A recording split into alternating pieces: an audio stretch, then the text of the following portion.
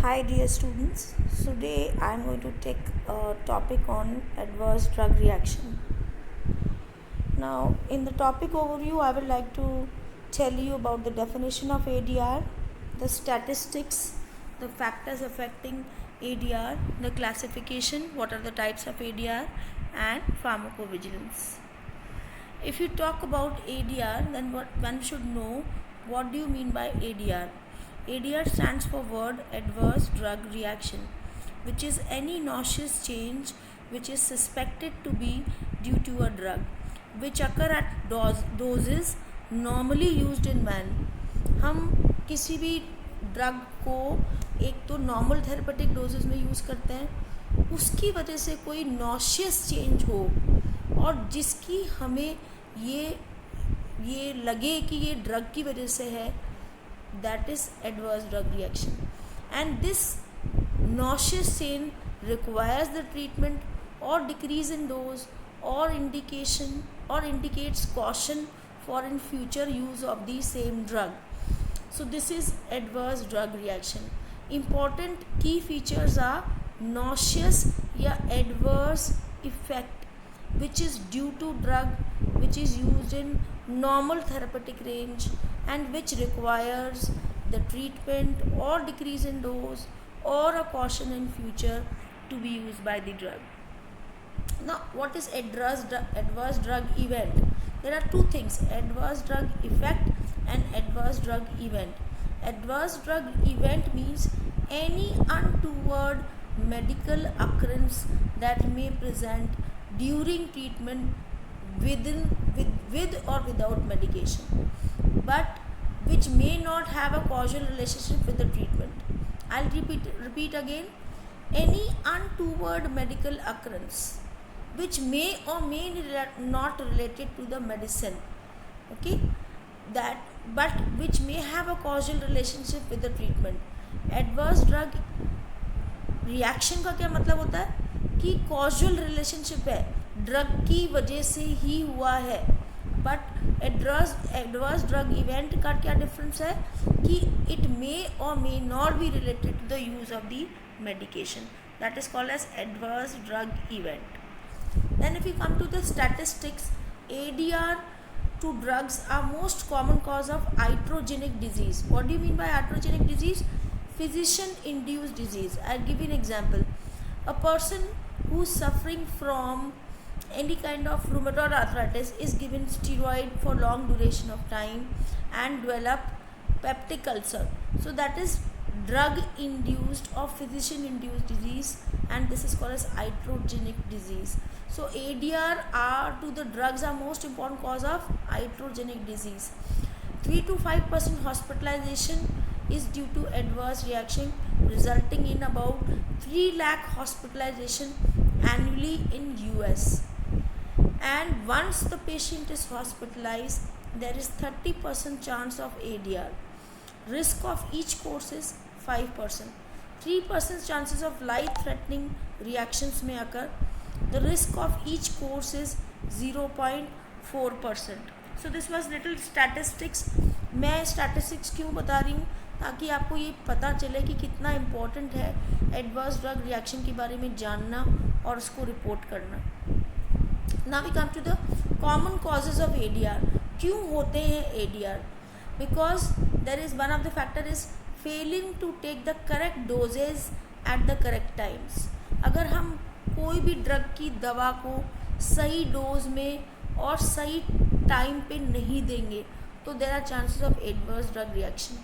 कई बार elderly patient में कोई टेक केयर करने वाला नहीं होता, तो उसमें वो भूल जाते हैं और ओवरडोजिंग हो जाती है, इसलिए भी एडवर्स ड्रग रिएक्शन हो जाते हैं. Allergy can develop to chemical compounds of the medicine which can not be predicted, तब भी एडवर्स ड्रग रिएक्शन हो जाते हैं.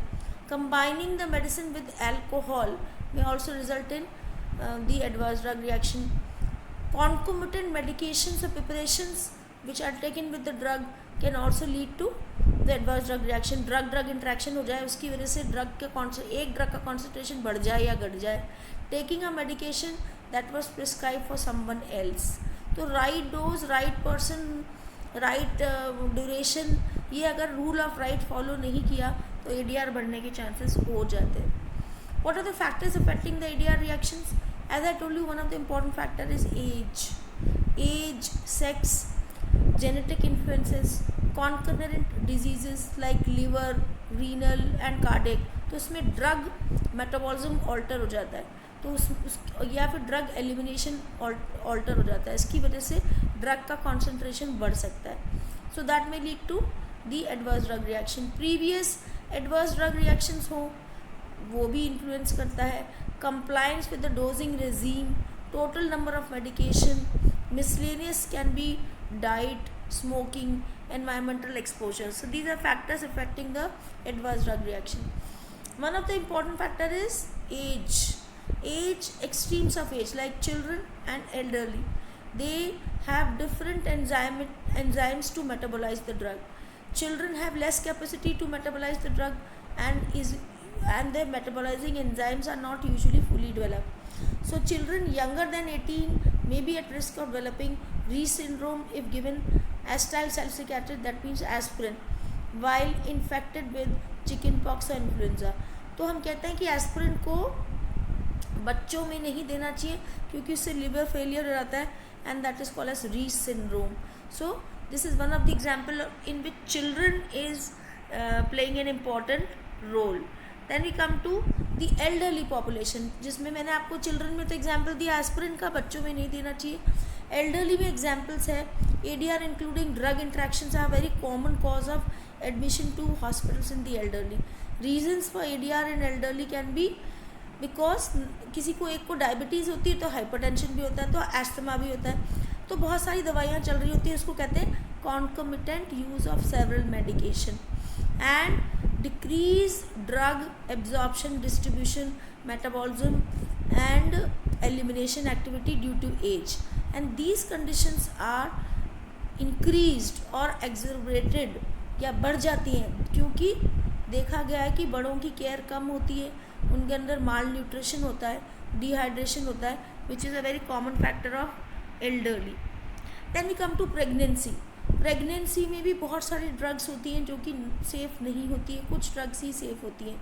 Example of producing adverse effects sulfonamides अगर प्रेग्नेंट वुमन को देंगे तो बच्चों में जो न्यूबॉर्न होगा उसमें जॉन्डिस और ब्रेन डैमेज होने के चांसेस है.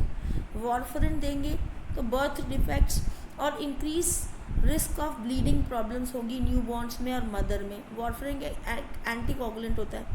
लीथियम एक एंटी डिप्रेसेंट होता है, एंटी मैनिक ड्रग होती है. अगर इसको डिफेक्ट्स, अगर इनको एक मदर जो जिसको कि मैनिया है और लीथियम दे दिया तो there will be defect of hearts, Ebstein anomaly या लिथार्जी या रिड्यूस मसल टोन या under activity of the thyroid gland. तो प्रेग्नेंट वुमेन में फर्स्ट ट्राइमेस्टर में कोई भी ड्रग देते हैं तो एबनॉर्मलिटीज़ डेवलप हो जाती हैं, that is called as teratogenic effect of the drug. Breast feeding में भी बहुत सारी ड्रग्स होती हैं जो कि मिल्क में सिक्रीट होती हैं. Like one of the example is amantadine which is an antiviral drug which is secreted in the milk. Cyclophosphamide which is anti-cancer drug which is secreted in the milk. Cocaine which is again secreted in the milk.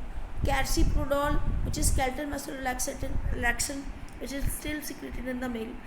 So breastfeeding women के लिए भी बहुत सारी drugs contraindicate होती है, should not be taken. Then what the factors affecting the drug reaction. The factors affecting the drug reaction can be drug related factors like dose, like duration. What about the toxicity of the individual agent, pharmacodynamic property, pharmacokinetic property. So genetic basis अगर आप देखो, क्योंकि अपन first genetic देखते हैं तो सबकी genetic makeup अलग होती है. तो अगर किसी व्यक्ति में एटिपिकल सूडोकोलिनेस्ट्रेज एंजाइम जो कि फॉल्टी हाइड्रोलिसिस करे तो सक्सिनाइल कोलिन एक ड्रग होती है जो कि अगर आपको पता हो तो succinylcholine is a skeletal muscle relaxant जिसका यूजुअल हाइड्रोलिसिस टाइम जो होता है 5 मिनट्स होता है. मतलब कहने का मतलब है स्केलेटल मसल रिलैक्सेंट अपन कब देते हैं as an adjuvant to surgery, ताकि मसल टोन जो है वो कम हो जाए और मसल्स की रिलैक्सेशन होने के साथ हम उसको रिट्रैक्ट कर सकते हैं आराम से. एनेस्थीसिया की ज़्यादा डोज देने की ज़रूरत नहीं है क्योंकि रिकवरी इतनी डिले होगी. तो एक एग्जाम्पल अपन ने क्या लिया, succinylcholine which is a skeletal muscle relaxant जिसका कि इफ़ेक्ट 5 मिनट के अंदर ख़त्म हो जाता है ऑटोमेटिकली। लेकिन अगर किसी में एटिपिकल सूडोकोलिनेस्टेज एंजाइम हो प्रेजेंट, या तो सूडोकोलिनेस्टेज ट्रू हो तो वो 5 मिनट में ख़त्म हो जाएगा। लेकिन अगर थोड़ा एबनॉर्मल जेनेटिक प्रीडिस्पोजिशन की वजह से एटिपिकल एंजाइम हो गया तो उसका एक्शन जो है 1 to 2 आवर्स होगा, जिसकी वजह से पेशेंट के रेस्पिरेटरी मसल्स में पैरालिसिस हो सकता है and can lead to prolong respiratory failure. ये एक एग्जाम्पल है उस ड्रग का जिसमें जेनेटिक ऑल्ट्रेशन की वजह से फ़र्क पड़ेगा। Second is hydroxylase polymorphism.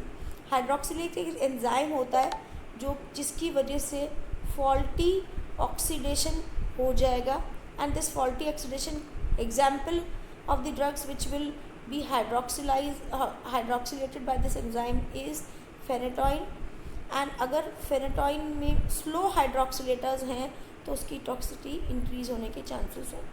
So this is example in which we are seeing that the genetic basis of the drug decides कि adverse drug reactions होने के chances कितने हैं। Another very common example is acetylator status. Again, acetylation is through the acetylase enzyme. There can be fast acetylators, there can be slow acetylators. In fast acetylators जो INH है, INH क्या है? Isoniazid. This is an anti-tubercular drug. तो इसको metabolise कौन सी enzyme करेगी? Acetyl hydrazine.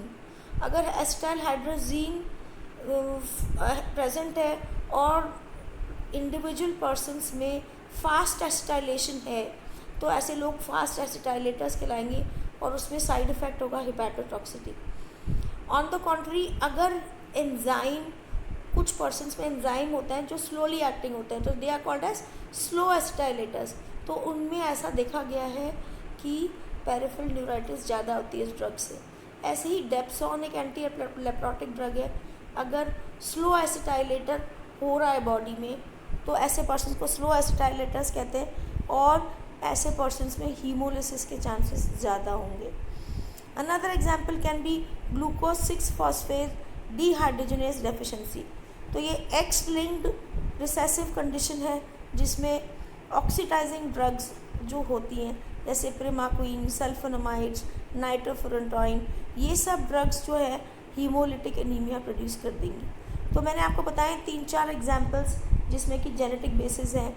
Another can be uroporphyrinogen synthases enzyme deficiency, ये भी एक तरह का एंजाइम डेफिशिएंसी होता है। इसमें क्या हो जाएगा? There will be this enzyme is required for heme synthesis. So barbiturates, which is anti-epileptic drug, phenytoin, which is anti-epileptic drug, carbamazepine, which is used as anti-epileptic drug, will give rise to acute intermittent porphyria. Then we come to types of ADR. अब तक हमने जान लिया कि adverse drug reaction क्या होते हैं। कोई एडवर्स इफेक्ट, नॉशियस इफेक्ट, खराब effect of a drug which occur at normally used therapeutic dose and which require either some management of that drug reaction if it is a severe, or low dose is required, or treatment is required, then it is called as adverse drug reaction. अब बहुत तरह के हो सकते हैं। Type A, अगर आप ए से देखेंगे तो ए स्टैंड्स फॉर ऑगमेंटेड, जो फार्माकोलॉजिकल इफेक्ट प्रोड्यूस कर रहा है वो ही थोड़ा इंक्रीज हो गया। बी मीन्स बिजारे, वो कभी देखा नहीं गया, वो उसको बिजारे कहते हैं, ठीक है। C is continuous, D stands for delayed, E stands for ending of use and F stands for failure of efficacy. हम एक एक करके देखेंगे। What do you mean by type A, what do you mean by type B, what do you mean by type C. लेकिन अगर अपन सबको ABCD आती है तो हम ये दे सकते हैं। A stands for augmented, B stands for bizarre, C stands for continuous, D stands for delayed, E stands for ending of use, and F stands for failure of therapy. We come to the ADR classification broadly. Type A, Type B. Type A जो है वो है expected. First important point is type A is expected and but undesirable, हम नहीं चाहते वो effect हो, मगर हम जानते हैं कि वो ड्रग लेने पे ये साइड इफ़ेक्ट प्रोड्यूस हो सकता है। ठीक है, example is atropine. Atropine dry mouth करेगी, ये इसका साइड इफ़ेक्ट है। तो ये डिज़ायरेबल अनडिज़ायरेबल है, लेकिन उसका साइड इफ़ेक्ट है।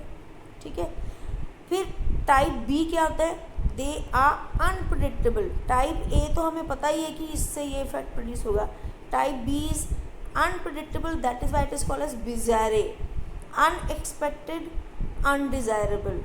टाइप ए क्या होता है? Expected and undesirable. Now type A is based upon the pharmacological property of the drug.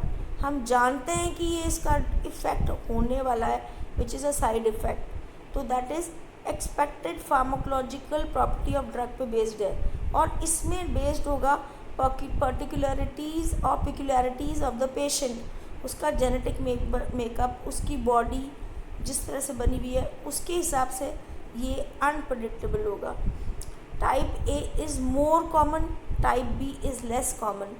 Type A is dose related, बढ़ाने घटाने पे कम ज़्यादा हो सकता है। It is not dose related. एक single dose can also produce type B type of reaction. ये टाइप ए प्रिवेंटेबल और रिवर्सिबल होता है, क्योंकि हम इसके बारे में सब कुछ जानते हैं, जबकि टाइप बी ज़्यादा सीरियस होता है और इसमें इमीडिएट इफेक्ट से ड्रग को विड्रॉल करना होता है। टाइप ए के एग्जाम्पल दें तो हम एक एक करेंगे। Side effects, secondary effect, toxic effect, consequences of drug withdrawal, ये टाइप ए के एग्जाम्पल हैं जो हम एक एक करके देखेंगे। टाइप बी के एग्जाम्पल हैं हाइपर सेंसिटिविटी रिएक्शन या एलर्जिक रिएक्शन या idiosyncrasy, this we also have to see. Then we come to the types based upon the onset of the event, कितनी देर में इफेक्ट आया एडवर्स, वो देखेंगे। Acute, sub acute, latent. Acute हुआ तो विद इन 60 मिनट्स या 1 आवर, सब एक्यूट हुआ तो 1 to 24 आवर्स, और लेटेंट हुआ तो मोर देन 2 days। समझ आ गई?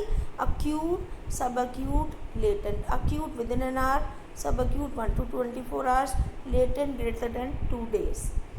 अगर हम सीवियरिटी ऑफ एडीआर देखें तो it can be minor, moderate, severe, lethal.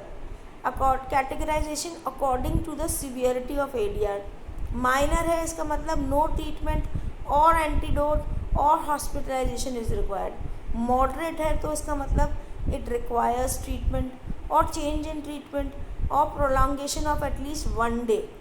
Hospital stay जो है वो 1 दिन से ज़्यादा हो गया। सीवियर का मतलब है हमें बहुत ज़्यादा इंटेंसिव ट्रीटमेंट देने की ज़रूरत है। ये लाइफ थ्रेटनिंग कंडीशन हो सकती है, परमानेंट डैमेज भी हो सकता है। लीथल का मतलब हुआ डायरेक्टली या indirectly will contribute to the death of the patient. Lethal मतलब पेशेंट मर जाएगा, मर गया, that is lethal. So I again repeat, moderate to severe में, मॉडरेट और सीवियर में क्या डिफरेंस है? इसमें इट रिक्वायर्स ट्रीटमेंट, उसमें it requires more intensive treatment, और इसमें prolongation of hospital is at least 1 day, इसमें लाइफ थ्रेटनिंग हो सकता है एंड परमानेंट डैमेज हो सकता है। Then we come to the FDA define serious adverse effect. अब सीरियस बात बहुत ज़्यादा होती है कि सीरियस को आपको सीरियसली लेना पड़ेगा। तो सीरियस का मतलब क्या हुआ? या तो डेथ हो जाए, या लाइफ थ्रेटनिंग कंडीशन हो जाए, या हॉस्पिटलाइजेशन रिक्वायरमेंट बढ़ जाए, या प्रोलॉन्ग हो जाए hospitalisation more than a day, causing disability हो जाए, कॉजिंग कॉन्जेनाइटल एनोमलीज हो जाए, requiring the intervention to prevent the permanent injury. ये सब डेफिनेशन है food and drug administration act ने डिफाइन किया है serious adverse effect. Then we come to 1 by 1 the adverse effect, जिसका एक एक एग्जाम्पल भी देखेंगे। अब टाइप ए रिएक्शन और augmented, this is based upon the pharmacological property of a drug. जैसे extension of the side effect ही कहलाएगा इसको, मतलब हमें पता है ये ड्रग का ये मैकेनिज्म ऑफ एक्शन है और उसकी वजह से ये इफेक्ट प्रोड्यूस हो सकता है। तो एक्सटेंशन इफेक्ट हुआ, जैसे कि which is predictable, which is dose related and which is preventable. Example देती हूँ, बेंजोडाइजेपिन का काम क्या होता है? बेंजोडाइजेपिन मतलब डायज़ेपाम, उसका काम क्या होता है, अगर बहुत कम डोज में देंगे तो एंटी एंजाइटी रहेगा, अगर अपन इसको 5 मिलीग्राम की डोज में दे देंगे तो ये सिडेट कराएगी पेशेंट को सुलाएगी। तो ये इसके तरह का साइड इफ़ेक्ट भी है which can be use as a therapeutic effect also. Furosemide का काम होता है, फुरसमाइड लैसेक्स इंजेक्शन से आप वाकिफ़ होंगे। ये बेसिकली वाटर और फ्लूइड सोडियम को बाहर निकालेगा और इडीमा को कम करेगा। तो इससे क्या डिस्टर्ब होने की गुंजाइश है, water and electrolyte imbalance. Heparin और वारफरिन आपने यूज़ किए होंगे, heparin specially low molecular weight heparin, तो उनका काम ही एंटीकोगुलेंट होता है। तो उन्हीं का साइड इफ़ेक्ट क्या हम एज्यूम करेंगे, स्पॉन्टेनियस ब्लीडिंग। इंसुलिन का काम क्या होता है, ब्लड शुगर लेवल को कम करना। इसीलिए जो इंसुलिन थेरेपी पे होता है उनको कहते हैं मीठे बिस्किट रखो। सपोज़ आपको चक्कर आ रहे हो तो आपको इमीडिएट इफेक्ट से सोचना पड़ेगा कि इंसुलिन का साइड इफ़ेक्ट आ सकता है। अगर आपने खाना पीना नहीं खाया और इंसुलिन का इंजेक्शन लगा के चल दिए तो आपको हमेशा कहते हैं कि डायबिटिक पेशेंट को मीठे बिस्किट रखने चाहिए so that hypoglycaemia can be prevented, which is a side effect also but it is related to the mechanism of action of the drug also. Then we come to the adverse effects, that they are predictable, dose dependent reaction, unrelated to the goal of therapy, often produced by some drug receptor interaction, responsible for the therapeutic effect, differing only in the tissue or organ which is being affected. Then we come to the example of adverse effect. INH, rifampicin है ना, pyrazinamide, ये सारी anti tubercular drug है, first line anti tubercular major drugs which produce hepatotoxicity as the side effect. Streptomycin एक antibiotic है जो कि ऑटोटॉक्सिटी और नेफ्रोटॉक्सिटी करेगी। कैप्टोप्रिल जो कि एंटी हाइपरटेंसिव है, कफ प्रोड्यूस करेगी। सिम्वास्टैटिन मसल्स में वीकनेस लाएगी, रेब्डोमायोलाइसिस करेगी। नाइट्रेट्स से हेडेक हो जाएगा। प्रोपेप्रेनोल से ब्रोंकल अस्थमा हो जाता है, ये एंटी हाइपरटेंसिव ड्रग है। Tetracycline is an antibiotic which में produce hypoplasia of the teeth. So this is the adverse effect. अब हम ये सारे एग्जाम्पल किसके पढ़े हमने, टाइप ए रिएक्शन। अब हम पढ़ेंगे type B reaction. Type B reaction और bizarre reactions are abnormal effects, they are unrelated from the drug known pharmacological effect. जैसे हमने देखा कि इंसुलिन से हाइपोग्लाइसीमिया होगा, पर इंसुलिन से अगर एलर्जी हो गई तो वो उसका इफेक्ट नहीं है। तो बिज़ारे इफेक्ट क्या होते हैं, जो कि नोन नहीं होते, जो कि प्रिडिक्टेबल नहीं होते, अनप्रिडिक्टेबल होते हैं, जो डोज रिलेटेड भी नहीं होते। तो example of bizarre reaction can be hyper sensitivity reaction. ज़रूरी नहीं है कि पेनिसिलिन से मैं रिएक्शन शो करूँ और दूसरा ना करे, so that is hyper sensitivity reaction. या स्टीवन जॉनसन सिंड्रोम या हीमोलिटिक एनीमिया, ये एग्जाम्पल है of bizarre reaction. If you can see the diagram, you can see here acute hemolytic reaction can be the feature of Bizarre. Main symptom of acute hemolytic reactions can be like system wise देखें तो there can be fever, chills, there can be increased heart rate, there can be chest constriction, there can be hypotension, there can be uncontrolled bleeding. Okay, so these are all examples of Bizarre reaction which cannot be predicted, which are not dose related. We come to type C reaction. They are called as continuous. If you use a drug continuously for long duration of time, they are going to produce some adverse effect which are called as type C or continuous. Like ethambutol is an anti-tubercular drug. बहुत time तक use करेंगे तो retinopathy हो जाएगी। Non steroidal anti inflammatory drug किसी pen के लिए use करेंगे और बहुत टाइम तक यूज़ करेंगे तो नेफ्रोटॉक्सिटी हो सकती है, पेप्टिक अल्सर हो सकता है। So this is an example of type C in which there is because of the drug which is continuously used for long duration of time can produce this type of effect. Then we come to delayed reaction और type D reaction. Example इसकी कुछ drugs को बहुत लंबे time तक लें तो carcinogenic हो सकती हैं। टेरेटोजेनिक तो मैंने आपको एक्सप्लेन किया कि प्रेग्नेंट वुमेन में अगर अनसेफ ड्रग दे दो तो वो प्लेसेंटल बैरियर को क्रॉस करके फीटस को हार्म करेंगी। फर्स्ट 3 महीने बहुत इंपॉर्टेंट होते हैं, अगर उसमें ड्रग दे दी तो there will be cleft palate, cleft lip, depending upon the drug used, or there can be heart disorders, whatever, valve disorder. Example is thalidomide, जिससे कि फोकोमेलिया हो गया था, जिसमें कि जो आपका हाथ होते हैं, फोर लिम्स होते हैं, वो बन नहीं पाते, और आर्म्स और फोर लिम्स नहीं बन के सिर्फ हैंड कंधे से अटैच मिलेंगे, that is called as phocomelia, हाथ पैर दोनों नहीं बन पाते, so that is caused by a drug which is called as thalidomide. Then type E का मतलब क्या हुआ, एंडिंग ऑफ डोज यूज. कोई भी ड्रग को अचानक आपने बंद कर दिया तो उससे विड्रॉल सिम्टम्स प्रोड्यूस होंगी. फॉर एग्जांपल, आप लंबे टाइम तक डायज़ीपाम खा रहे थे सोने के लिए, अगर आपने इसको बंद कर दी कि मैं एडिक्ट नहीं हो जाऊँ, तो आपको क्या होगा, एकदम उससे नींद आना बंद हो जाएगा, क्योंकि आपने अचानक से ड्रग को विड्रॉ कर लिया, जिसकी वजह से आपको गुस्सा बहुत आएगा, आपको नींद नहीं आएगी. क्लोनिडीन एक एंटी हाइपरटेंसिव ड्रग होती है, अगर उसका कंट्रोल आप हटा देंगे, अचानक सडन विड्रॉल कर देंगे, तो रिबाउंड हाइपरटेंशन हो जाएगा. कॉर्टिकोस्टेरॉइड्स को आप अचानक से बंद कर देंगे तो अक्यूट एड्रिनल इनसफिशिएंसी रहेगी. तो यह ई का क्या मतलब हुआ, एंड ऑफ द यूज़ या ending of use, that means it includes the withdrawal symptoms of the drug. Type F का मतलब क्या हुआ, फेलियर ऑफ एफिकेसी. कई बार देखा गया है कि अपन ड्रग्स को किसी ट्रीटमेंट के लिए देते हैं, लेकिन वो ट्रीटमेंट इफेक्टिव नहीं होता. तो क्यों नहीं होता, या तो कुछ मेडिसिन में ही गड़बड़ है, मेडिसिन के अंदर जो चीज़ लिखी है वो सॉल्ट है ही नहीं या कम मात्रा में है, उसकी वजह से ड्रग इफेक्टिव नहीं है. या फिर मेडिकेशन को कम डोज में लिया जा रहा है, 3 बार का और 2 बार ही ले रहे हैं, ठीक है. या फिर कोई ड्रग इंटरेक्शन की वजह से दूसरी मेडिकेशन उस ड्रग को मेटाबोलाइज जल्दी कर रही है, तो ये कारण होता है फेलियर ऑफ एफिकेसी का. ड्रग इंटरेक्शन, अब ड्रग इंटरेक्शन एक बहुत इंपॉर्टेंट कारण होता है एडवर्स ड्रग रिएक्शन को प्रोड्यूस करने के लिए. एग्जाम्पल इज वॉरफेरिन, ये हाईली प्रोटीन बाउंड ड्रग है.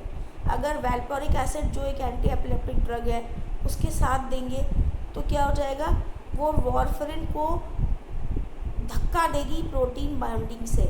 हमेशा याद रखो कि अगर प्रोटीन बाउंड ड्रग है तो वो एक्ट नहीं कर पाएगी, फ्री ड्रग ही एक्ट कर पाती है. तो प्रोटीन बाउंड ड्रग वॉरफेरिन को धक्का कौन दे रहा है, वैल्पोरिक एसिड, जिसकी वजह से क्या हो रहा है, वो फ्री ड्रग में परफॉर्म हो रही है. अब फ्री ड्रग आते ही क्या हो जाएगा, फिर वो एक्ट करने लग जाएगी और बहुत मात्रा में एक्ट करने लग जाएगी, this will lead to bleeding. Aspirin एक एंटीप्लेटलेट ड्रग है, अगर हम इसको हेपारिन के साथ देंगे जो इटसेल्फ ही एंटीकोगुलेंट है, तो there will be increase risk of bleeding. So this is an example of drug interaction which is causing adverse drug reaction. Then adverse drug reaction can be categorized into, जैसे मैंने आपको बताया था type ए में कौन से ड्रग्स हो सकते, कौन से एग्जाम्पल होते हैं, साइड इफेक्ट. टाइप बी में कौन से होगा, hyper sensitivity reaction. So type A में क्या है, टाइप ए में है,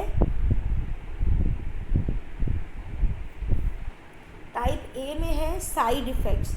side effects means undesirable effect of a therapeutic dose. हम चाहते नहीं है कि वो साइड इफेक्ट आए, मगर वो प्रॉपर्टी ऑफ ड्रग है तो इसलिए आएगा.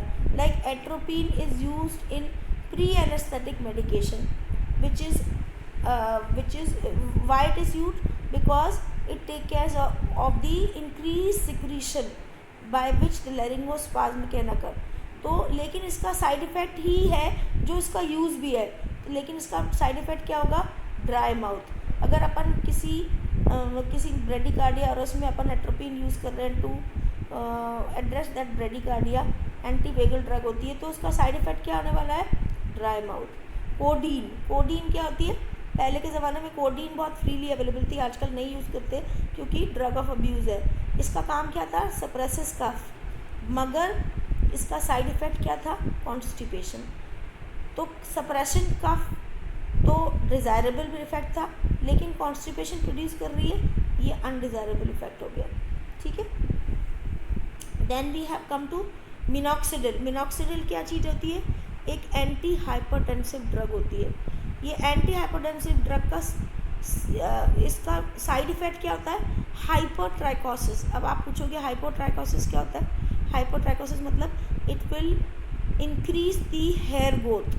Specially the head hair growth, सिर के बालों की डेंसिटी को इंक्रीज करता है। तो ये एक तरह का साइड इफ़ेक्ट हुआ, मगर क्योंकि ये साइड इफ़ेक्ट को हम गंजे लोगों के लिए यूज़ कर सकते हैं, अगर इसका मिनी टॉप करके एक क्रीम आती है, इसको यूज़ करेंगे, टॉपिकली अप्लाई करेंगे हेड पे, तो इससे ग्रोथ प्रमोट होगी। ठीक है, तो हम इस साइड इफ़ेक्ट को यूज़ बना के भी यूज़ कर सकते हैं।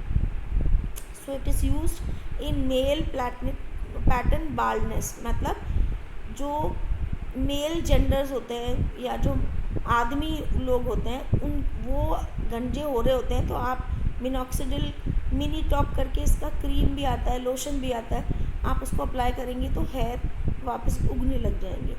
Codeine is used in travellers diarrhoea. Travellers diarrhoea, codeine का हमें पता है कि इफेक्ट क्या प्रोड्यूस करती है, ये कॉन्स्टिपेशन।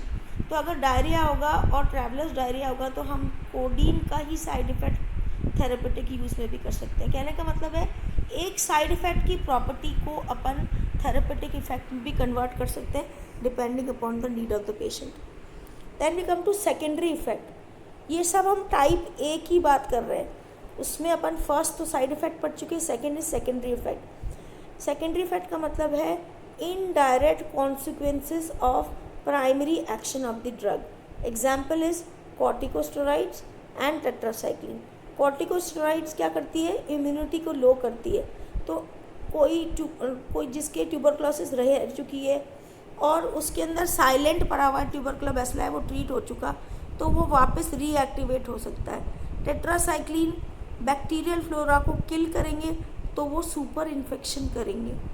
सुपर इन्फेक्शन का मतलब है कि डायरिया कॉज कर देंगे, क्योंकि गुड बैक्टीरिया भी डिक्रीज हो गए, तो उससे superinfection induce, that is diarrhoea हो जाएगा, tetracycline induce. Then we come to toxic effect. Toxic effect का मतलब क्या हुआ, this is exaggerated form of the side effect, क्योंकि यहाँ पे हम ड्रग को नॉर्मल थेरेपेटिक डोज में यूज़ नहीं कर रहे, हम ओवरडोज कर रहे हैं गलती से, सुसाइडल, होमिसाइडल या प्रोलॉन्ग यूज से। Example is high dose of heparin, अगर किसी को इंजेक्ट करेंगे तो क्या होगा, ब्लीडिंग। बहुत टाइम तक स्ट्रेप्टोमाइसिन देते रहेंगे तो क्या होगा, ऑटोटॉक्सिटी एंड नेफ्रोटॉक्सिटी। ठीक है, so this is the toxic effect of the drug. Then we come to allergy.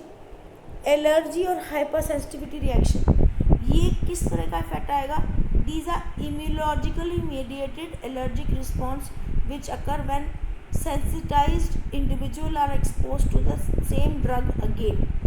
Example देना चाहूँगी, जैसे एलर्जी किस किस चीज़ से हो सकती है, बहुत चेंजिंग सीजन में भी एलर्जी हो जाती है, कई पर्सन्स को खुजली होने लग जाती है, इरिथमा हो जाता है, पैचेस बन जाते हैं, कई बार पोलन ग्रेन्स आते हैं फरवरी में, तब भी लोगों को अस्थमा हो जाता है, तो वो एलर्जिक रिएक्शन है।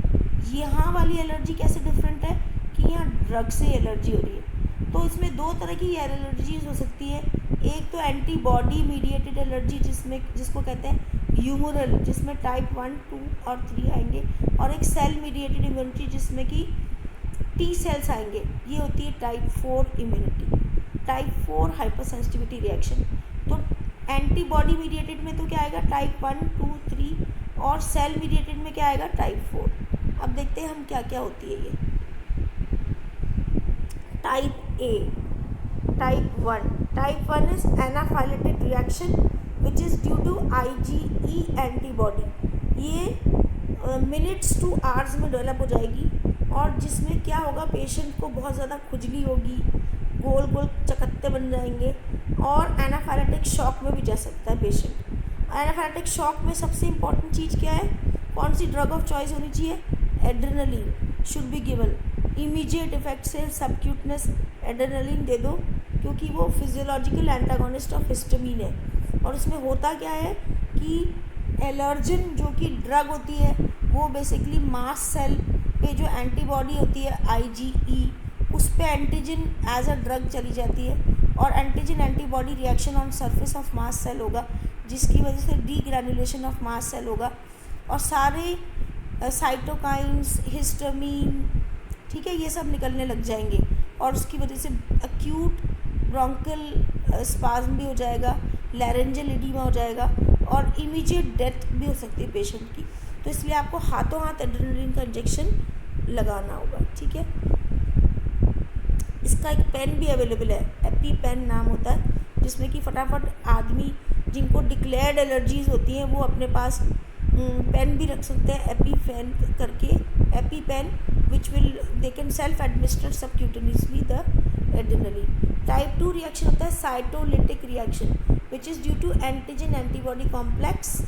ये मास्ट सेल पे नहीं होता, this occur within 72 hours. Example are haemolytic anaemia and systemic lupus erythematosus. Type 3 होता है which is called as retarded और आर्थस रिएक्शन और it is also called as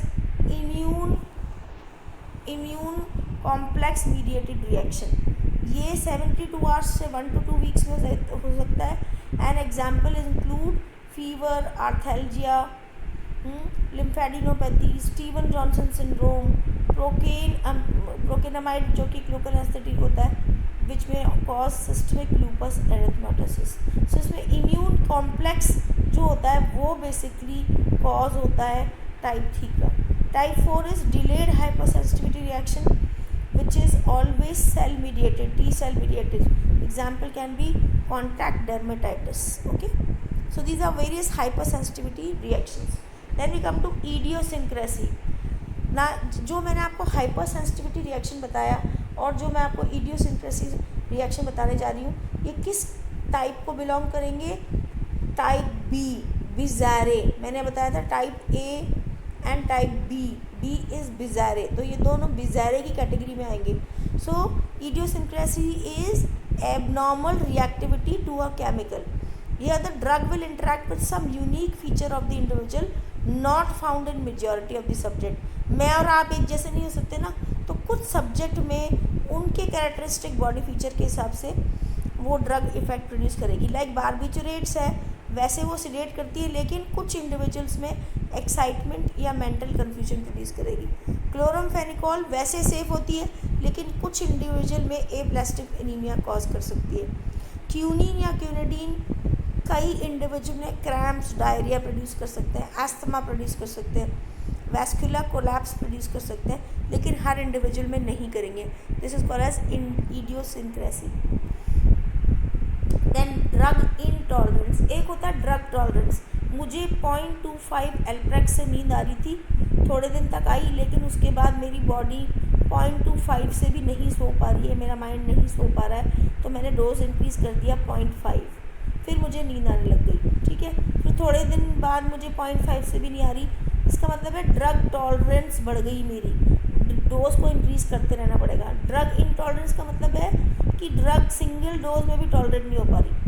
ठीक है, थेरेपेटिक डोज में टॉक्सिक इफेक्ट प्रोड्यूस हो रहे हैं। ठीक है, so that is called as drug intolerance. Tolerance का मतलब है ड्रग जो थेरेपेटिक डोज में दे रहे थे उसमें असर नहीं कर रही तो डोज बढ़ा दी, और इनटॉलरेंस का मतलब है थेरेपेटिक डोज में दे रहे थे तब भी टॉक्सिक इफेक्ट प्रोड्यूस कर रही है। सो इट इज़ कॉन्वर्स या उल्टा ऑफ टॉलरेंस।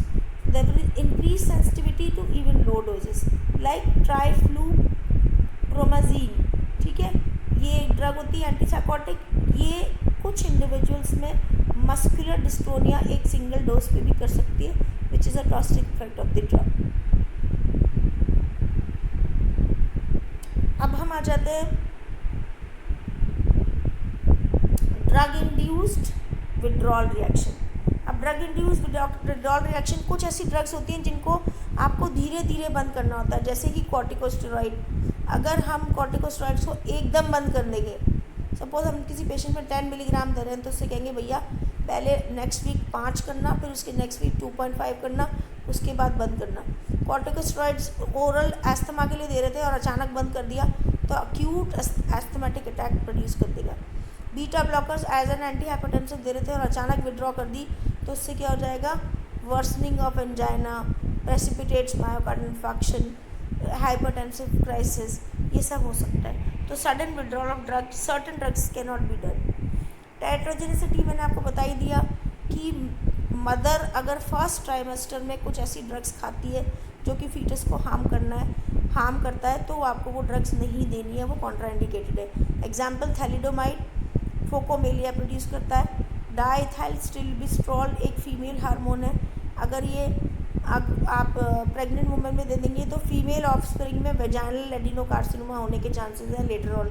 वैल्पोरिक एसिड एक एंटी एपिलेप्टिक है, प्रेग्नेंट वुमेन को दे देंगे तो न्यूरल ट्यूब डिफेक्ट होने के चांसेस हैं फर्स्ट ट्राइमेस्टर में। एंटी थायराइड ड्रग्स अगर दे देंगे तो फीटल ग्राइटर होने के चांसेस हैं। फिनेटोइन दे देंगे तो क्लेफ्ट लिप और माइक्रोसेफली होने के चांसेस हैं। Example of टेरिटोजेनिसिटी।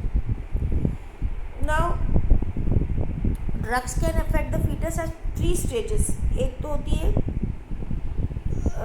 First stage growth development and functional, then there is second stage period of organogenesis and the third stage which is growth and development. So first 2 stages are very very important. fertilization और implantation जो है ये इसका मतलब है कि जब pregnant हुई फीमेल, कंसेप्ट किया उसने टू 17 डेज, तो अगर इस पीरियड में ड्रग देते हैं तो there will be failure of pregnancy like alcohol, cytotoxic drug. इसमें तो टेरिटोजेनिक इफेक्ट तो आ ही नहीं सकते, इसमें तो फेलियर ऑफ प्रेगनेंसी कंटिन्यूशन ही हो जाएगी, ठीक है, अबॉर्शन हो जाएगा।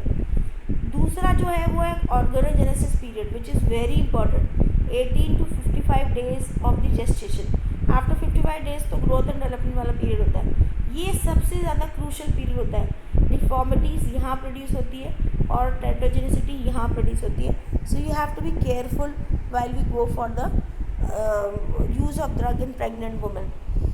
Then drug risk categories during pregnancy, no risk है तो वो A कैटेगरी को बिलोंग करेगा। Adequate and well controlled human studies है, तो यहाँ पे एविडेंस बेस्ड है कि टाइप A कैटेगरी जो है ये इसके अंदर कोई रिस्क नहीं होता। अपने को सिर्फ इतनी सी बात समझनी है, type A is safe and type B is evidence तो नहीं है ह्यूमन में, मगर एनिमल स्टडी शो करती है कि एनिमल स्टडी भी शो नहीं कर पाती कि कोई रिस्क है फीटस में, पर इसके अंदर कभी कभी ऐसा होता है कि कुछ एनिमल्स शो कर सकते हैं कि एडवर्स इफेक्ट हुआ, पर बहुत वेल कंट्रोल स्टडीज़ नहीं हुई है, तो इसलिए हम उस ड्रग को फिर भी यूज़ कर सकते हैं। और टाइप C ऐसी होती है जिसमें कि risk can not be ruled out है, इसको आप यूज़ नहीं करोगे। टाइप D है, बेनिफिट कुछ ज़्यादा नहीं है ना, तो आप इसको यूज़ करो नहीं करो ये डॉक्टर पे है। टाइप X है जो कि टोटली कॉन्ट्राइंडिकेटेड है, किसी हालत में यूज़ नहीं करना। Example oestrogen, isotretinoin, ergometrine, thalidomide. तो टाइप X को बिल्कुल यूज़ नहीं करना है। टाइप A बिल्कुल सेफ़ है। ये दोनों एक्सट्रीम्स चीज़ों को ध्यान रखना। कार्सिनोसिटी मतलब ड्रग इंड्यूस्ड कार्सिनोसिटी प्रोड्यूस हो सकती है, लाइक ऑक्सीडेशन प्रमोट हो रहा है तो स्ट्रक्चरल डी डैमेज से हो जाता है। एंटी कैंसर ड्रग और एस्ट्रोजन से कार्सिनोसिटी होने के चांसेस हैं।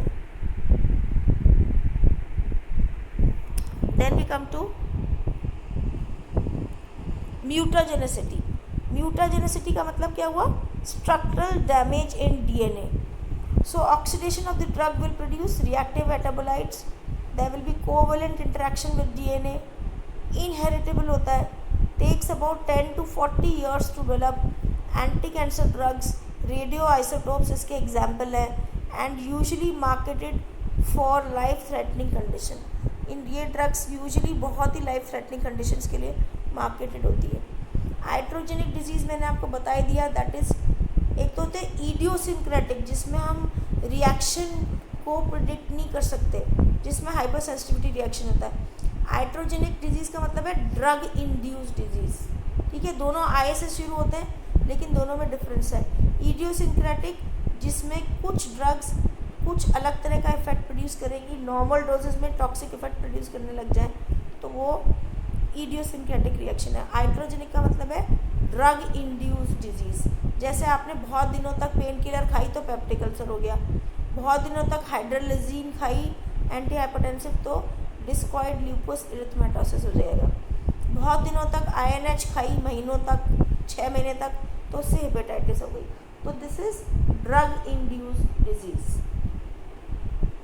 Now there is a word which is called as drug dependence, psychological and physical. Drug dependence का मतलब क्या हुआ? Use of drug produces a state in which the person believes that continuous use is essential for state of well-being. Psychic dependence or to avoid the withdrawal symptom, which is physical dependence. तो psychological dependence भी हो सकती है और physical dependence भी हो सकती है. साइकोलॉजिकल का क्या मतलब हुआ?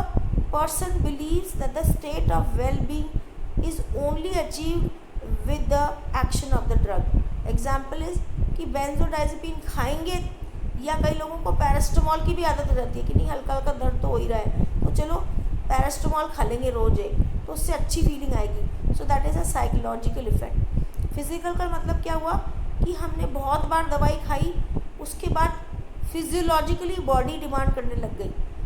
क्या मतलब हुआ इसका? कि जैसे आपने वो ड्रग विड्रॉ करी, जैसे मैंने एग्जांपल दिया, आपने बहुत टाइम तक बेंजोडाइजेपिन खाई सोने के लिए और आपने विड्रॉ कर लिया तो इंसोम्निया हो गया, आपको बहुत गुस्सा आने लग गया. सो that is withdrawal of drug producing physical dependence. जैसे एग्जांपल है अल्कोहल, बारबिचरेट, बेंजोडाइजेपिन. ठीक है. So this is drug dependence. Prevention कैसा कर सकते हैं कि हम एक तो रैशनल यूज़ ऑफ ड्रग करें, अप्रोप्रिएट यूज़ करें ड्रग का, use of appropriate dose, frequency of drug administration. ठीक है. हिस्ट्री ऑफ ड्रग रिएक्शंस को नोट करके रखें. ठीक है. History of drug allergic disease, exercise caution को यूज़ करें. Rule out the possibility of drug interaction, adopt the correct drug administration technique, carry out the appropriate laboratory investigation, be aware of drug interactions with certain foods, alcohol and even with household chemicals. Then we come to management. Management का मतलब क्या हुआ? क्या क्या कर सकते हैं अगर कोई ड्रग रिएक्शन आ रहा है तो? डिसकंटिन्यू कर सकता है. ठीक है. It can be discontinued if it is safely, it can be safely stop. The event is life threatening और intolerable. There is reasonable alternative. एक ड्रग को बंद करके दूसरी शुरू कर सकते हैं, तब आप डिसकंटिन्यू कर सकते हैं. Continue the medication will further exacerbate the patient's condition. अगर पेशेंट की कोई एलर्जिक रिएक्शन डेवलप हो गया और स्टिल आप ड्रग देते रहोगे तो ऐसी कंडीशन में और ज़्यादा बढ़ जाएगी प्रॉब्लम, तो आप तब डिसकंटिन्यू कर सकते हैं. सो डिसकंटिन्यू कब कब कर सकते हैं? जब सेफली स्टॉप कर दें, जब लाइफ थ्रेटनिंग कंडीशन आ जाए, जब कोई दूसरा अल्टरनेटिव अपने पास मौजूद हो, या फिर एग्जिस्टिंग कंडीशन बैड हो जाए, तो आप सबको यूज़ कर सकते हैं. कंटिन्यू कब कर रहे हैं मेडिकेशन या मॉडिफाई कर रहे हैं? जब मेडिकली इंडिकेटेड है, there is no reasonable alternative and the problem is mild and with resolve with time. ठीक है. तो तब आप डिसकंटिन्यू कर दें. Discontinue non essential medication, administer appropriate treatment. ठीक है. for the drug which is producing adverse effect, provide supportive or palliative care, hydration, corticosteroids, warm and cold compresses, analgesic, antipyretic, and consider re-challenge or desensitization. re-challenge का मतलब क्या हुआ कि आपने बंद करके थोड़े दिन बाद वापस री-चैलेंज दी. तो अगर कोई बहुत सीवियर एडवर्स इफेक्ट पहले से ही प्रोड्यूस कर रहे हैं पहली बार में और लगता है ये ड्रग की वजह से है, स्टॉप करने से बंद हो गया, तो आप री-चैलेंज नहीं करेंगे, अनएथिकल होगा. ये बात आपको ध्यान रखनी है. Now we will continue with few other slides. Management of poisoning. अगर कोई चीज़ से ड्रग पॉइजनिंग होगी तो आपको क्या करना है? You have to maintain the vital and physiological function from the impairment. You have to terminate the exposure, prevent the absorption of the ingested poison और drug by activated animal charcoal, hasten the elimination like barbiturate है तो urinary alkalinization कर दो. ठीक है.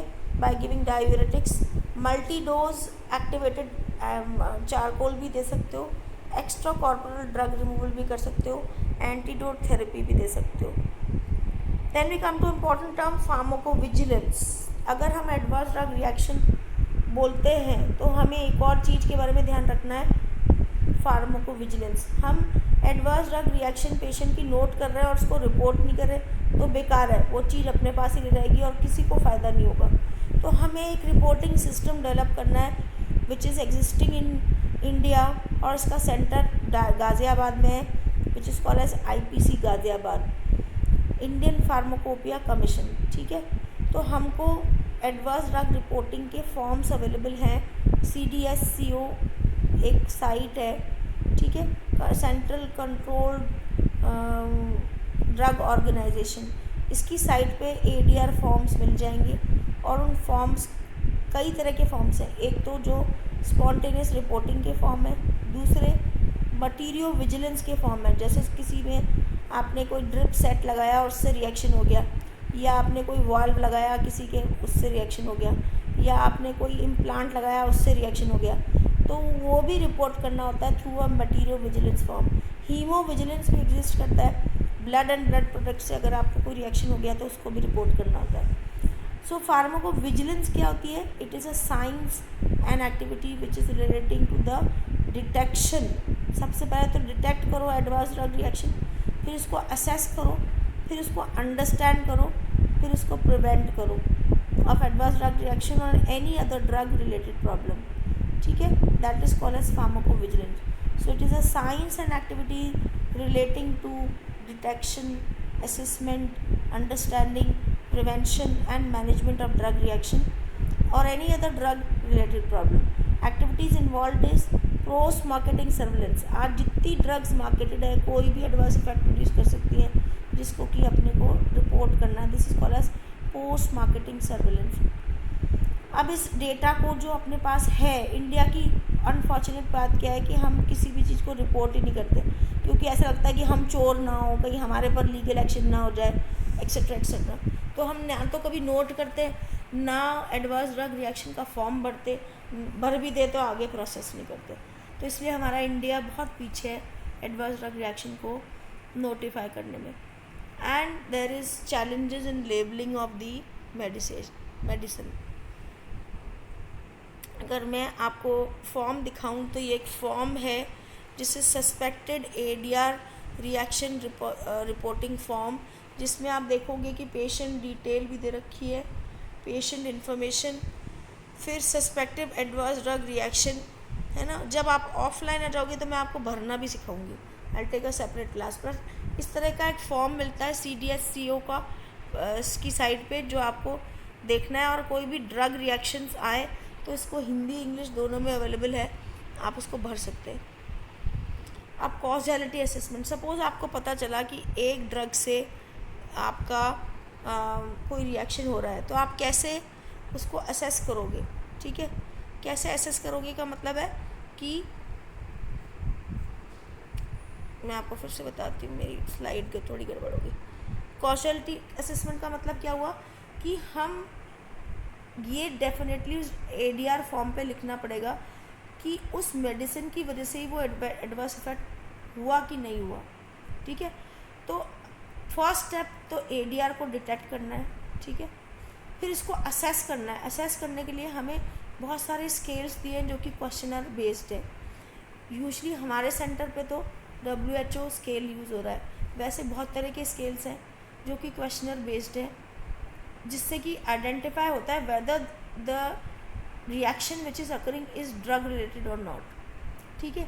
तो इसमें cause and relationship पता करेंगे।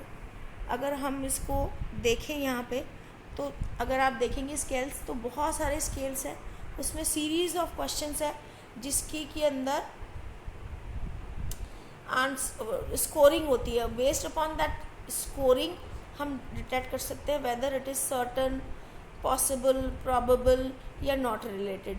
तो हमारे यहाँ पे हमारे सेंटर में WHO UMSC स्केल यूज़ हो रहा है, वैसे नरेंजो स्केल्स भी होता है। तो यूजेस ऑफ कॉजैलिटी असेसमेंट क्या होता है? इनिशियल रिव्यू ऑफ रिपोर्ट, जैसे हमने पढ़ा है pharmacovigilance is all about science related to detection assessment, तो हम असेस कर सकते हैं whether it is drug related और not. Signal detection, scientific publication, ये सब यूजेस ऑफ कॉजैलिटी असेसमेंट है। अगर आप देखो यहाँ पे तो ये हमने नरेंजो स्केल दिखा रखा है इसमें, और क्वेश्चन आप नरेंजो स्केल्स के पढ़ सकते हो। Are there any previous conclusive reports on this reaction, तो अगर येस है तो उसमें +1 मार्क्स है, नो है या डोंट नो है तो 0 है। Did the ADR appear after suspected drug was administered, अगर येस है तो +2 मार्क्स है, अगर नो है तो -1 मार्क्स है, एंड सो ऑन। तो ऐसे करके 9 क्वेश्चन पूछे हुए हैं, 10 क्वेश्चन पूछे हुए हैं और उसकी स्कोरिंग की गई है। अगर आप देखोगे ग्रेटर देन 9 है तो डेफिनेटिव है कि ड्रग की वजह से ही हुआ है। अगर 5 से 8 के बीच में है तो प्रॉबेबल है कि ड्रग की वजह से हुआ है। 1 से 4 के बीच में स्कोर है तो इसका मतलब पॉसिबल है कि उसकी वजह से हुआ है, और अगर 0 है तो डाउटफुल है। तो इस तरह की रिपोर्टिंग को जब हम भेजते हैं, अब क्वेश्चन है कहाँ भेजें, तो एक सॉफ्टवेयर है विजी फ्लो में एंटर करते हैं डेटा और उसमें भेजते हैं AD. So we were talking about the various kinds of um, allergy reactions, in which one of the hypersensitivity reaction is photosensitivity. Now photosensitivity can be shown by the drugs, the cutaneous reactions which occur in sensitized skin when the ultraviolet radiation falls on it. So there are two types of photosensitivity the drugs may show. One is phototoxicity, another one is photoallergicity. So we'll see one by one what is phototoxicity. The slides may appear a little blurred in this, I'm sorry for that, but yet you can reveal that there is a difference between phototoxicity and photoallergy. In phototoxicity, the drug or the metabolite will accumulate in the skin, will absorb the light. Photochemical and photobiological reaction occur which causes local tissue damage, that is erythema. Erythema means redness, edema means सूजन आना, blistering मतलब छाले पड़ना, and hyper pigmentation मतलब बहुत dark skin होना. So this is called as phototoxicity, जहाँ पे एक ड्रग या मेटाबोलाइट अक्यूमुलेट हो रहा है स्किन में, एब्जॉर्ब कर रहा है लाइट को, उसके अंदर फोटोकेमिकल और फोटोबायोलॉजिकल रिएक्शंस हो रहे हैं जिसकी वजह से लोकल टिश्यू डैमेज हो रहा है, एंड उसके बाद इरिदिमा, इडीमा और ब्लिस्टरिंग हो रही है, followed by hyperpigmentation. Now this is caused by shorter wavelength of the light 290 to 320 nanometre. Ultraviolet B rays इसमें होती हैं, ये ज़्यादा कॉमन होता है. क्या ज़्यादा कॉमन होता है? Phototoxicity, and it is more common with drugs like tetracycline. Now if you talk about photo allergy, इसमें ड्रग और मेटाबोलाइट, इसमें cell mediated immune response is produce by ultraviolet rays. तो उसमें पैपुलर और eczematous contact dermatitis like picture will occur. इसमें बहुत ज़्यादा खुजली होगी और इसके अलावा मोटे मोटे पैप्यूल्स बन जाएंगे. ये longer wavelength that is ultraviolet ए से होता है. इसकी रेंज होती है 320 to 400 nanometre.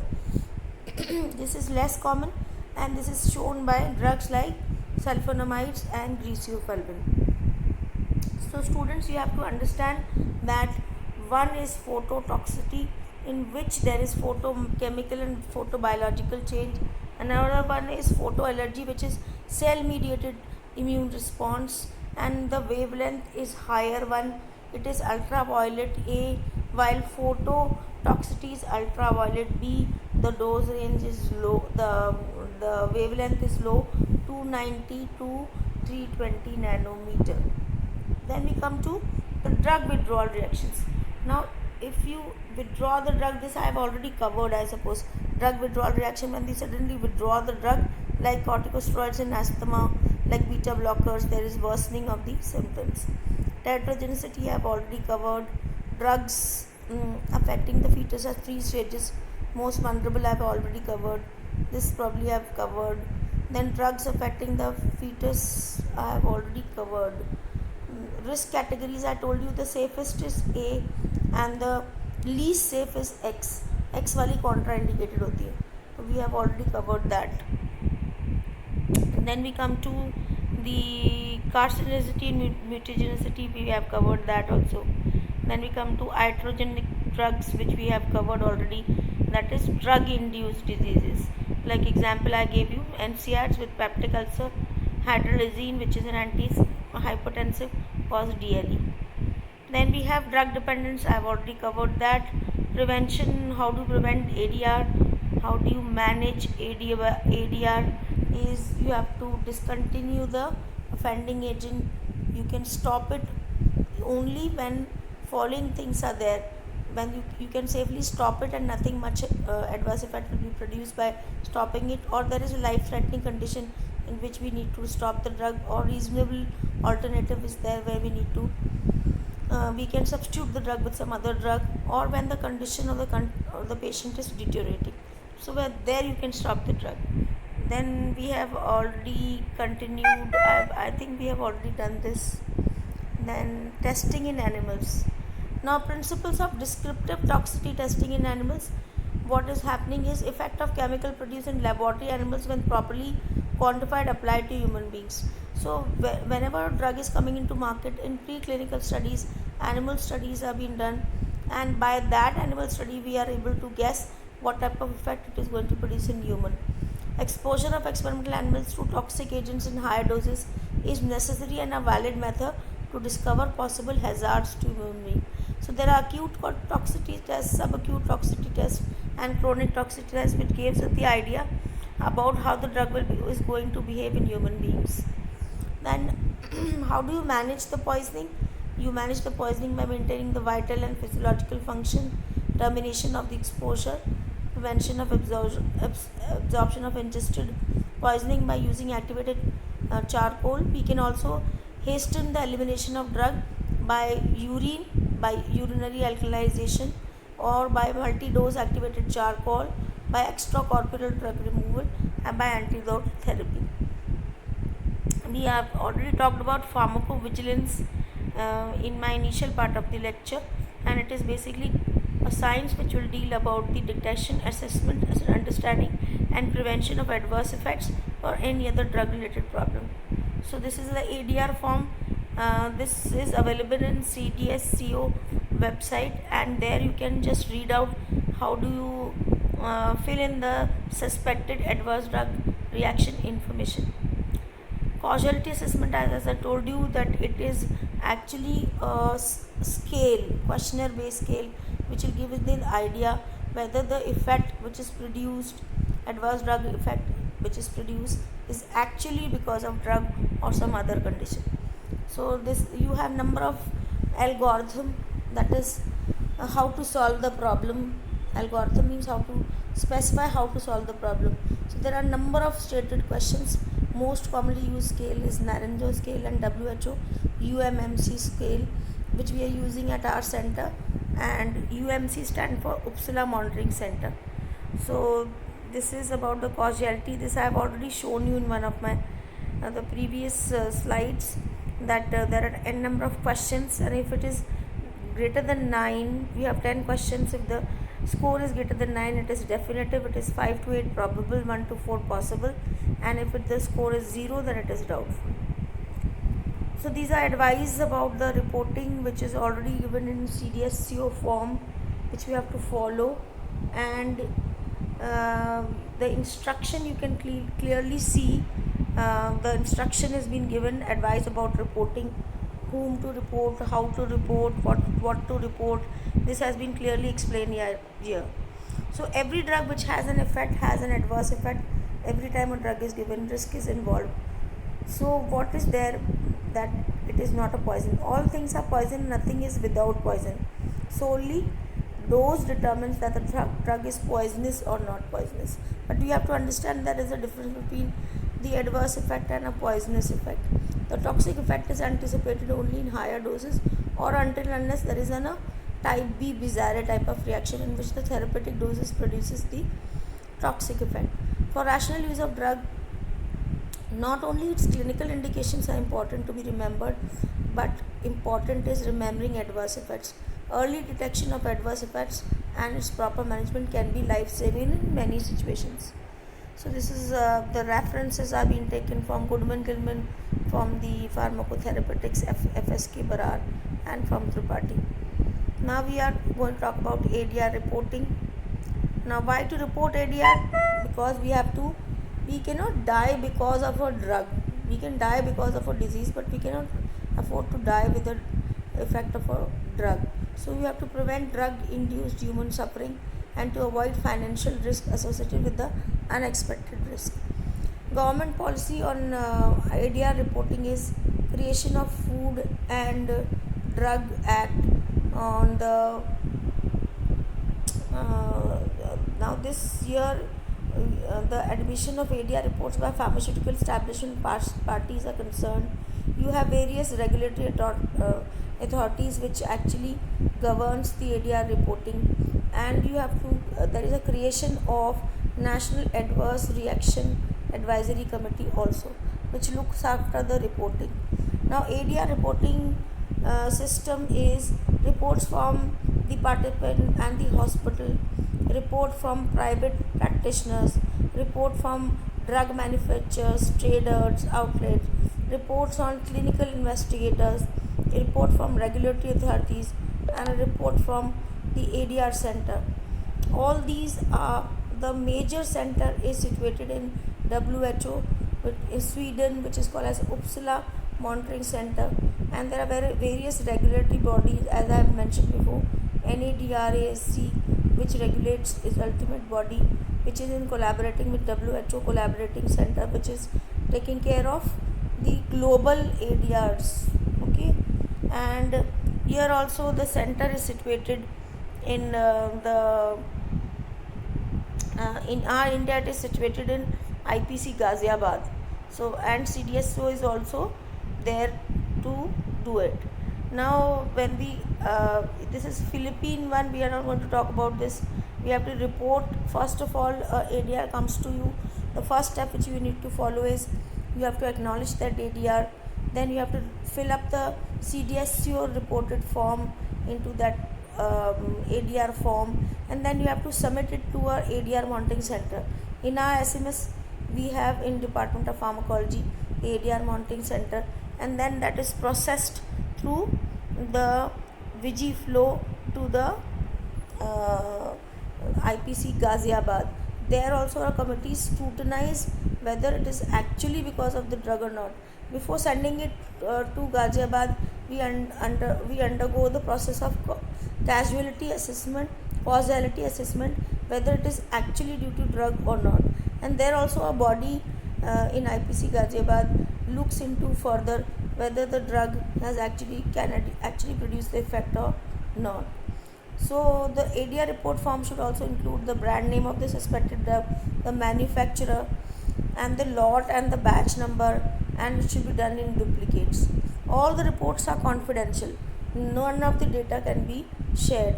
Example of reported ADRs can be rash which is caused by oxacillin, red face, severe fever secondary to vancomycin. Uncommon reports are hair loss due to antithyroid drugs, neuroleptic malignant syndrome with risperidone. So, as I have already told you, that drug can produce a predictable response, it can produce an unpredictable report. So, unpredictable report is like neuroleptic malignant syndrome is not produced by risperidone.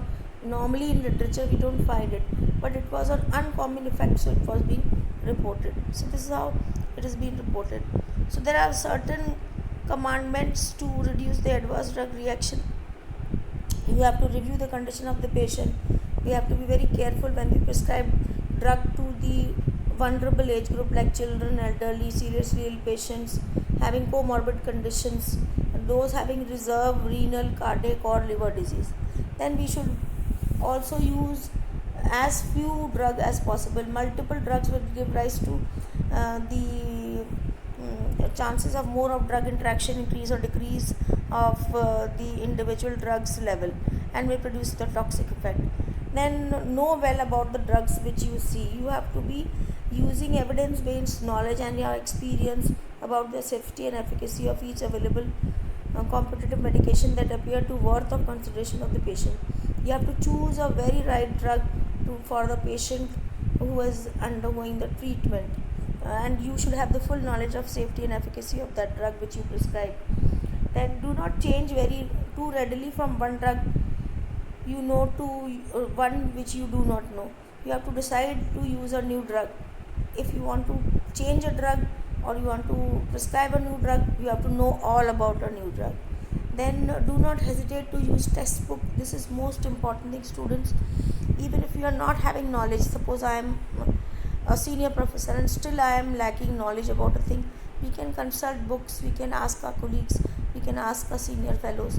Even don't hesitate to ask your juniors if they know better. So these are few prerequisites to prescribe correctly, to especially be careful when you are prescribing drug to exhibit a large variety of reaction or interaction. For example, lamotrigine is an anti-epileptic drug, which is a drug which can be used in children also, but the only thing which you need to take care is of rashes. So for rashes is a known effect, and it has to be not uncontrolled rash, and if it is uncontrolled then you have to stop it immediately. So you have to take the decision then and then. Be aware of the interaction with food drug interaction, alcohol, household chemicals. This needs to be occur. Then you have to regular make an inventory of the drugs your patient is receiving. Then we have to reduce that adverse drug reaction. You review a patient regularly for the drugs used, and especially those bought without prescription. You have to know that also. You have to take a history also. If your patient shows sign and symptom not clearly explained by the course of illness, think of an adverse drug reaction. Then statistics I'll not touch much about, but I'm telling you that sometimes the drug associated with ADRs, if you see 29% analgesics, 10% sedative, 9% antibiotics, and 7% antipsychotics was showing the adverse drug reaction. So you have to be careful about adverse drug. Antibiotics 35%, anti-tubercular drugs 34%, anti-convulsant and the other MCRs 10% each. So this statistics show that we have to use the drug very judiciously and be very aware about the adverse drug effect. ADR is the fourth leading cause of the death, and according to a study done in 1998, drug reaction killed or estimated to kill 1 lakh in a year. So what is an adverse drug experience? An undesirable drug effect, whether harmless, resulting from medication administered and dosally normally given. It becomes an adverse drug reaction when it is reported and subsequently evaluated to be secondary to the drug use.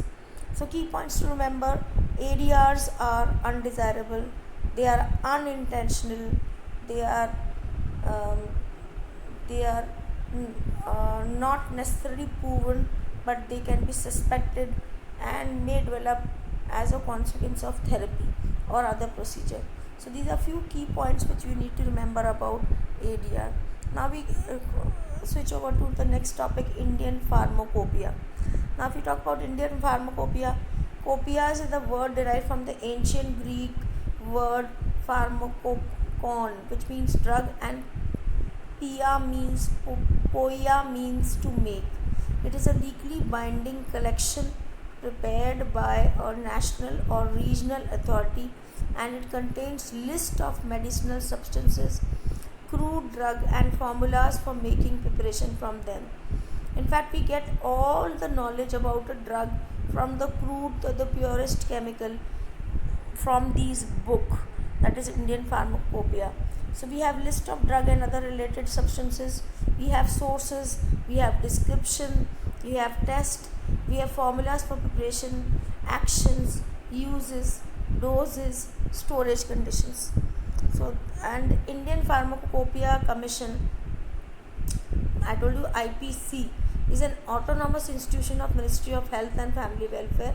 It sets the standards for all drugs that are manufactured, sold and consumed in India.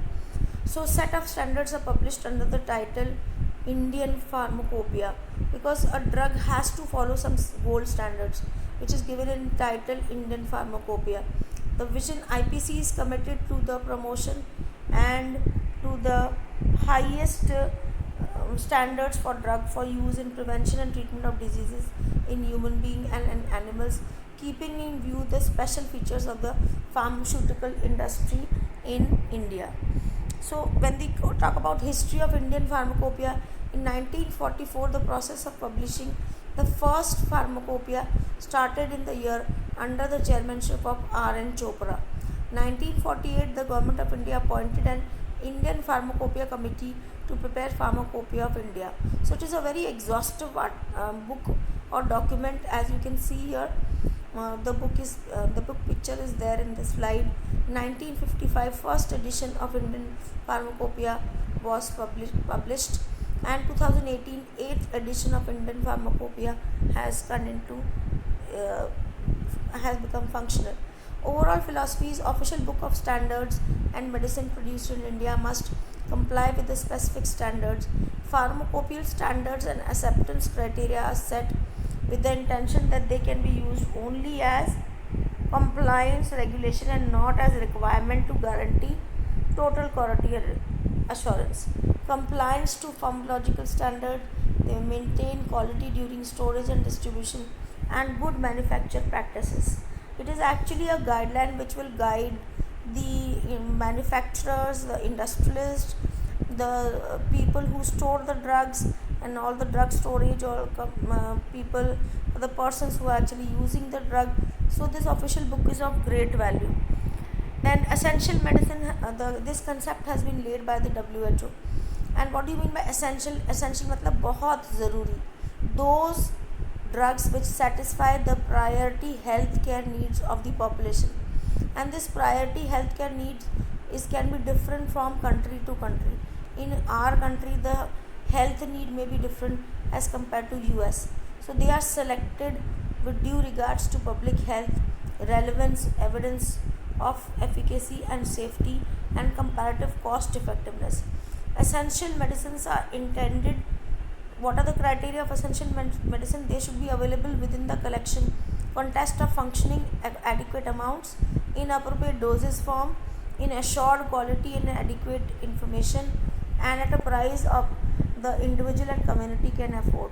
In Rajasthan, we have free drug scheme, so health is for all, and only few drugs are there to be purchased outside the Rajasthan free drug scheme of Mukhyamantri Nishulk Yojana. Why we need this essential medicine? Because only a handful of medicine and out of multitude available can meet the healthcare needs of majority of people. Common disease के लिए जो भी drug available है, जो patients को available होनी चाहिए एक set of geographic area में, वो थोड़ी सी होती है, मुट्ठी भरी होती है. बहुत सारी दवाइयाँ हैं दुनिया में, लेकिन अपने को मुट्ठी भर दवाइयाँ चाहिए कॉमन डिसऑर्डर्स को ट्रीट करने के लिए, वो अवेलेबल होनी चाहिए. In any country and that many well tested and cheaper medicines are equally more efficacious and safe, as the newer one are more expensive. So we have developed this concept of Mukhyamantri Nishulk Yojana, and that is why we are giving free medicine to all. For optimal utilization of resources, government, especially in developing countries, should concentrate on these medicines by identifying them as essential medicine. So WHO criteria to selection of an essential medicine. Adequate data availability होनी चाहिए efficacy और safety के लिए. Quality including the bioavailability and stability. Pattern of prevalent diseases. As I told you, most important criteria is वहाँ पर कौन सी disease prevalent है, वो important है, उसकी drugs available होनी चाहिए. That will also, there will be availability of facilities and trained personnel, financial resources, generic, demographic and environmental factors. In case of two or more similar medication, relative safety, efficacy, quality, price and availability, cost benefit ratio should be a major consideration. Choice may also be influenced by comparative pharmacokinetic properties and local facilities for manufacture and storage. Most essential medicine should be single compounds. बहुत सारी drugs आपको fix dose combination में मिलेंगी, उसमें से बहुत कम drugs हैं जो कि रैशनल है. तो फिक्स डोज कॉम्बिनेशन रैशनल होना चाहिए. यूजली सिंगल कंपाउंड्स में ड्रग अवेलेबल होनी चाहिए. Fixed ratio combination product should be induced only when. Fix dose combination ज़रूरी होता है कब? जब doses of each ingredients meets the requirements of a defined population group and when combination has a proven advantage in therapeutic effect, safety, adherence or decreasing the emergence of drug resistance. जैसे मैं आपको example बताती हूँ, tuberculosis के लिए 4 drugs देते हैं, तो उसमें से 2 ड्रग्स को आप कॉम्बिनेशन में दे सकते हैं, या 4 ड्रग्स की कॉम्बिनेशन टैबलेट भी आती है, so that the patient compliance is good. You have to take only once. So depending upon, और ड्रग रेजिस्टेंस के लिए अपने को कई बार फिक्स डोज कॉम्बिनेशन देना ज़रूरी होता है. तो फिक्स डोज कॉम्बिनेशन एक अलग से चैप्टर है which if you are interested I will take it later on. For public health action, epidemiological condition, changing priorities भी हो रही है, रोज़ आना कुछ ना कुछ. जैसे अगर आप अभी देखें तो कोविड आ गया, अब कोविड में बाकी सब डिजीजेस छुप गई हैं. We have to only concentrate on Covid, which are the drugs which should be available to all general population, that also free of cost or on low cost. So government is emphasizing on free treatment for COVID. Then history, if you say the modern list of essential drug 1977 में proposed हुआ था. It has been revised from time to time and the current is 17th list. 2011 में 433 medicine थी, ठीक है, जिसमें 25 fix dose combination थे. 1996 में इंडिया ने अपनी लिस्ट प्रोड्यूस की थी, national essential drug list, and it was revised in 2011 with the title of national list of essential medicine, 348 medicine. In 2015, 376 medicine with 20 FDC was done. So adoption of essential drug medicine list for procurement and supply of medicine, especially in the public sector health, has resulted in improved availability of medicine, cost saving and more rational use of the drug. So it is very, very important, and India is doing a great job in making this drugs available to all. Especially Rajasthan is having this property or having this unique thing that we are giving health for all, providing health for all with free drug scheme. Patient receive medication appropriate to their clinical needs. What do you mean by rational use of the drug? कि patient को दवा मिले उसकी need के हिसाब से, उस dose के हिसाब से जो कि उसकी रिक्वायरमेंट को मीट करती है, और एडिक्वेट पीरियड ऑफ टाइम के लिए मिले और लोएस्ट कॉस्ट पे मिले टू देम, उसको भी मिले और उसकी कम्युनिटी को भी मिले. इसका मतलब होता है rational use of drug.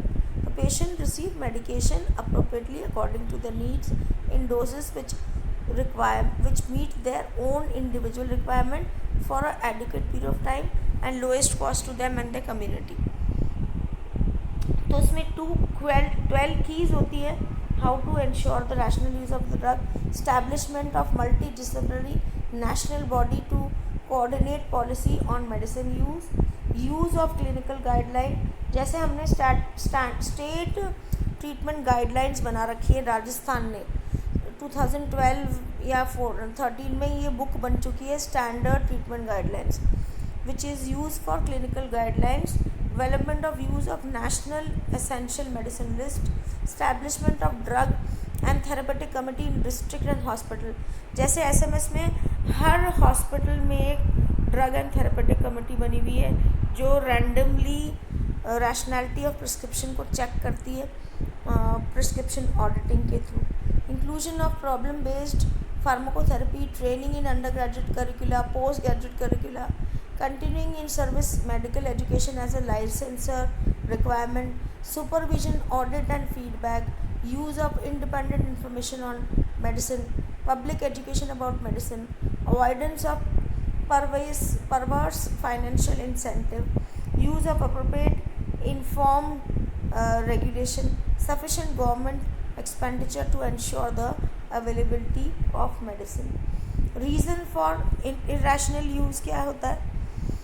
Lack of information हो गया, रोल मॉडल्स हो गए, अपने सीनियर को देखा वो ही ड्रग प्रिस्क्राइब कर रहा है तो आपने भी वही सीख लिया, आपने ये नहीं देखा कि उस ड्रग का लिटरेचर क्या कहता है, या कि कोई एमआर आया उसको आपने उसकी बात को ट्रस्ट करके वो प्रिस्क्राइब करने लग गया क्योंकि कोई ग्रीड है आपको, उन्होंने कहा कि अगर आप ये प्रिस्क्राइब करेंगे तो हम आपको ये देंगे वो देंगे. So that is also bad.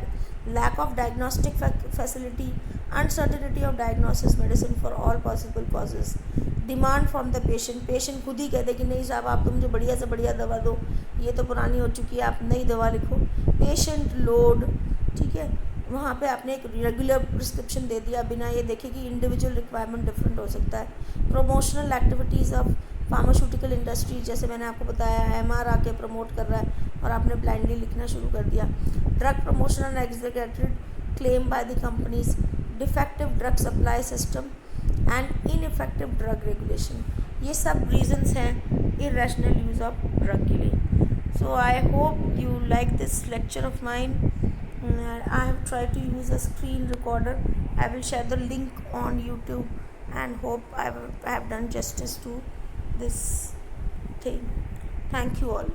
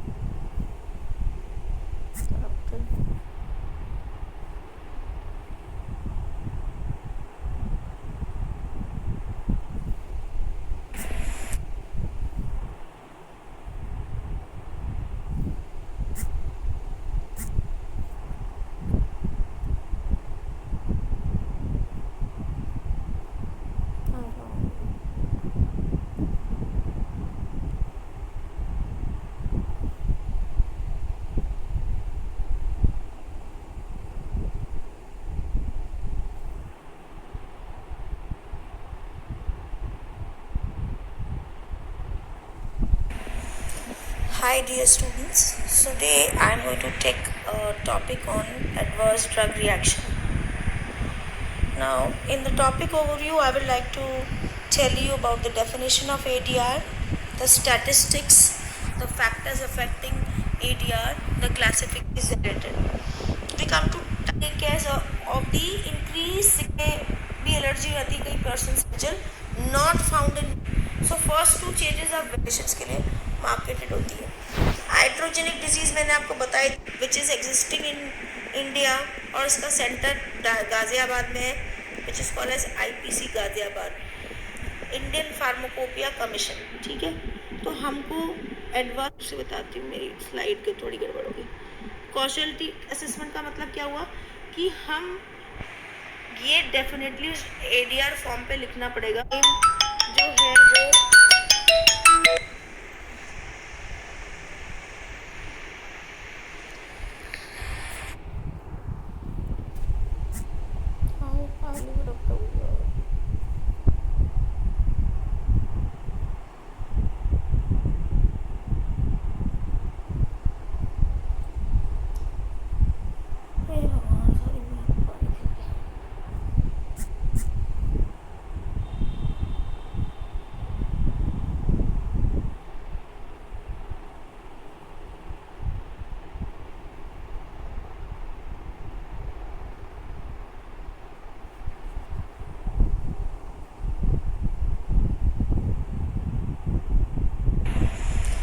Hi dear students, today